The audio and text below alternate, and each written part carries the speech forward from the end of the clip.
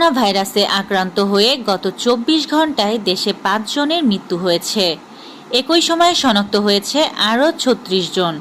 রোববার স্বাস্থ্য অধিদপ্তরের সংবাদ বিজ্ঞপ্তিতে এই তথ্য জানানো হয়েছে।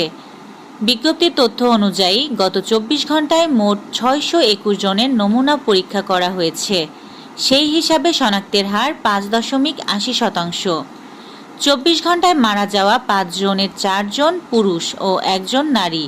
তাদের একজনের বয়স ১১ থেকে ২০ বছর, একজনের ৪১ থেকে ৫০ বছর, অন্যজনের ৬১ থেকে ৭০ বছর, আরেকজনের ৭১ থেকে ৮০ বছর ও একজনের বয়স ৯১ থেকে ১০০ বছরের মধ্যে।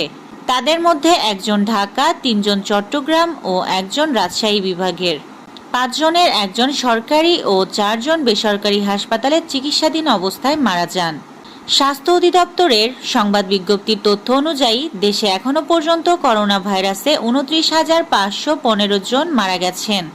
তাদের মধ্যে চলতি বছর মারা গেছেন ১৬ জন। এখন পর্যন্ত শনাক্ত হয়েছে ২০,৫১,৯৭৮ জন। ২০২৫ সালে শনাক্ত হয়েছে ৪৩৩ জন। ইয়াসমিন আক্তার, সুরমা টিভি 24।